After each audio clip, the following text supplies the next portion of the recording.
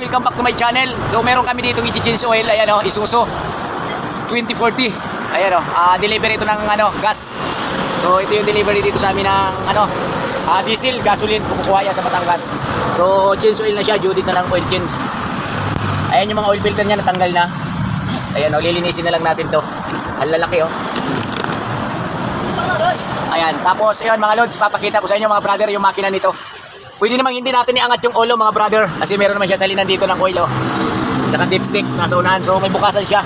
Ayan oh. Ayan, di ba? Isuzu. Pakita mo yung turbo niya oh. Oo. So ito nga po. Mga lodi, mga brother, ayan oh. Putang ina, grabe yung turbo. Ang laki. Oh. Puta mo yung turbo. Oh, di ba? So ito yung ilis niyan. Kikita nyo. Napakalaki. Oh, nakangat yung ulo niyan. Ayan oh. Oh, papatong tayo dito mga lods.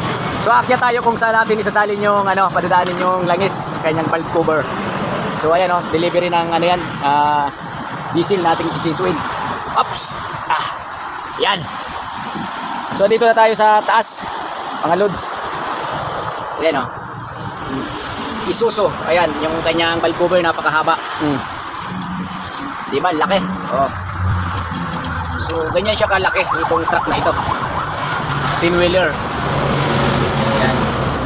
So pag nagpalit kami nito mga lods ng fuel filter, ipapakita namin sa inyo kung paano magpalit. So totally hindi naman tayo mekaniko ng truck mga lods. So oil change lang. Pababa tayo, ya. Dalawa nga pala yung air cleaner dito mga lods. Ito tatanggalin ko yung isa. So isa pinakagitna, isa yung pinaka nito. Malaki. Nakapasok to siya sa malaki. Ito oh. Ito yung air cleaner niya malaki. Mga brother, ito nga pala yung air cleaner niya maliit. Ayan oh, ito yung malaki. Ayan oh. So ito siya nakagitna. Alam naman yan ng karamihan yung mga driver ng truck, kasi familiar na sila dito sa truck na ganito, palalaki. Ayan, bali dalawa ito siya. So nakagitna to siya. Ayan. Kaya nga lang palitin na to eh. Kaya no. Hindi na kaya ata to ng hangin eh. Ang gusto mo nila sa surplus niya. Yan. So ito yung ating oh, pwede. So ito yung ating chief mechanic na magiting i-change oil dito. So taga-video lang tayo. Ayan, pupunta na tayo mga lods kung saan natin tinanggal yung oil filter, yung location pala nito. So pupunta natin, let's go. Yun mga lods, dito na tayo sa ilalim. Ayun yung location ng filter. So halos magkatabi lang sila oh. Oh. Ayan oh. Ayun yung pinakamalaki. Tapos yung maliit, ayun. Oh, di ba? Grabe oh. Ayan, tumutulog pa yung langis. Ito yung drain plug. Ang laki ng crankcase mga lods. Ayan oh. Haba. Haba pala nyo ng crankcase dito. Grabe yung transmission nito mga lods. Laki. So ito yung ilalim ng truck. 2040 ang na niya, Isuzu. O diba? Ayun na lagis niya. Ang laman nito mga lods 28 liters yata o 30 liters. So ito yung langis na gagamitin namin dito. Ay papakita ko sa inyo kung anong oil ang gamit natin dito. Yan, ito yung oil na gamit dito natin sa truck. Pang heavy duty. Ayan o. R4X. Yan. Shell 15W40. Yan.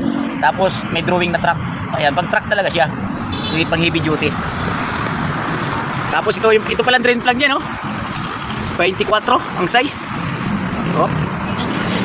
Ha? Grabe pala ito. Yun, si Chip. So yun, antayin na lang natin yung mga bagong binili na oil filter. Lilinisin na muna natin to para talagang maayos pag inilagay. Okay?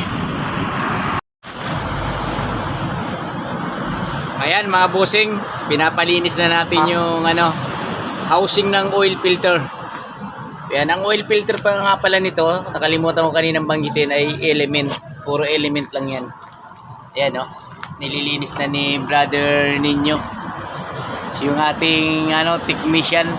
Kasi yung technician dito dati na si kapatid Nestor pumasok na sa kasa. So ito yung ngayon yung bumalik na yung niya dating taga Reto mismo. Nililinis niya na yung